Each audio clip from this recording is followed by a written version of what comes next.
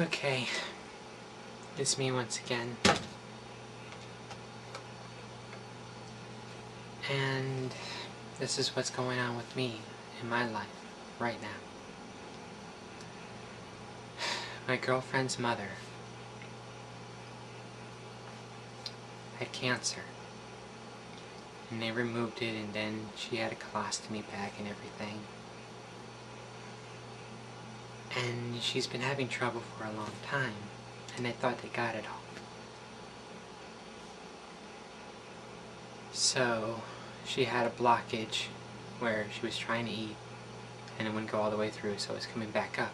So they did a check, and they found that she's got more cancer, and it's in the abdomen, and it's terminal, and they don't know how long she has. They think that she's got more than weeks because they're going to give her treatment to slow it down, but they can't stop it. So it's only a matter of time. So last night, Linda called and was talking to Teresa over the phone and everything, and trying to give her support and everything, and let her know that there were people here to help her. And I don't know why, but it made me feel so furious. The fact that I can't protect my girlfriend. And it makes me feel so helpless and useless and worthless. I can't help her. I can't protect her. And I can't even really comfort her. Well, I can give it a shot, but no matter what, eventually it will happen. And every time I try to comfort her or let her know that I'm here for her, it just seems to hurt her and make her remember what's happening. And I know I'm being selfish, and it's hard on me, and I know it must be so hard on her. And I know she's doing everything she can to focus on her work and to stay distracted.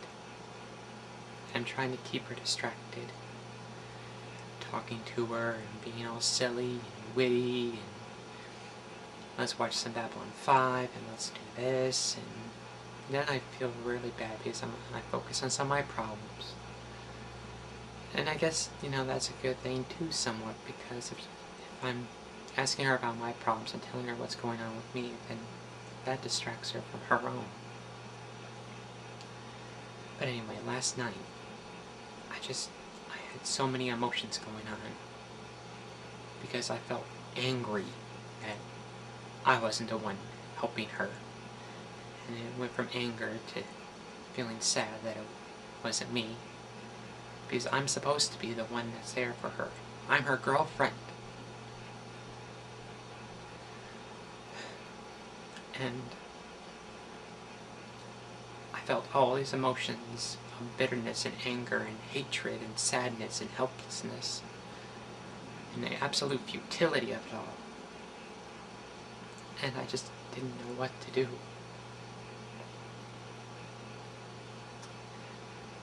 So she got off the phone and she asked me how I was doing, because I wasn't really talkative. Once again, why burden her with my problems? So I was doodling, because it kept me distracted. And I told her what I was feeling and everything, and it just once again brought her down. And I feel like I'm such a bad girlfriend.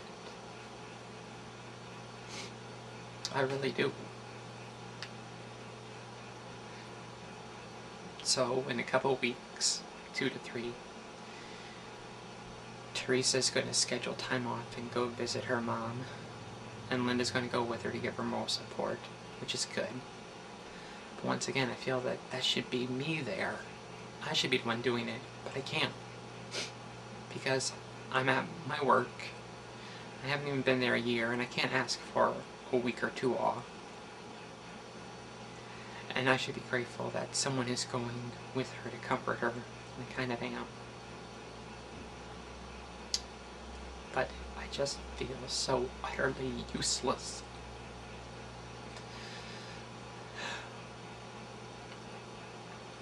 Okay. So, like I said, I've been talking to her about my problems to keep her distracted. Because this Saturday I'm going to a lazy chef party, which is more of a kind of the same premise of a candle party, or one of those things where it's being hosted by a person and look at all the cool gadgets that you can buy and everything.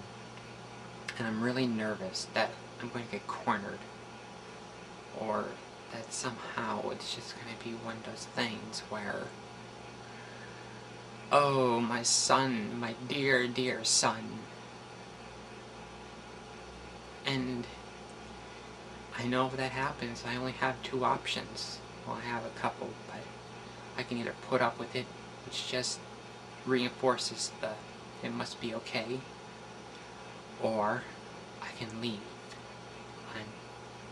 Which, once again, doesn't get the point across. Which only leaves me one other option. To stick it out and say, my name is Ariana, and I'm not your son, I'm your daughter. And to reinforce that over and over again. And if they can't deal with it, then I'm only left with one option. To leave.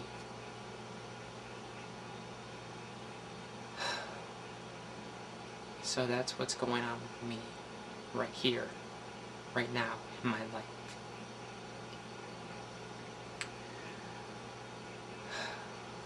And I got to meet Teresa's mom once before when she went in for her first surgery, which was almost back a year ago and everything.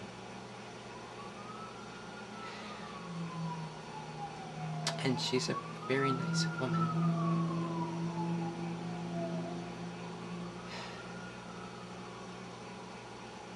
And I just don't know what to do.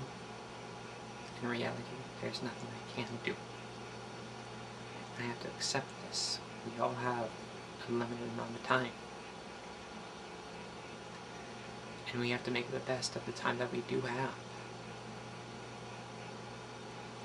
And I think that this is making Teresa question her own mortality.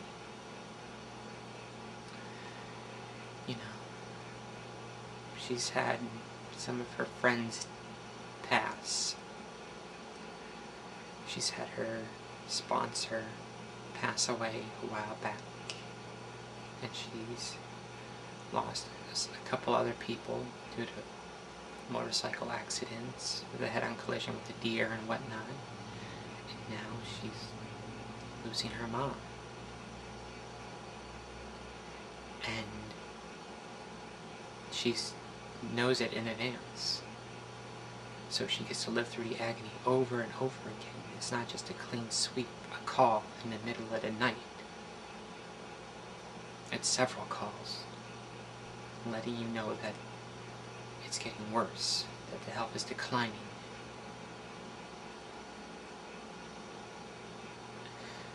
And right now she's okay.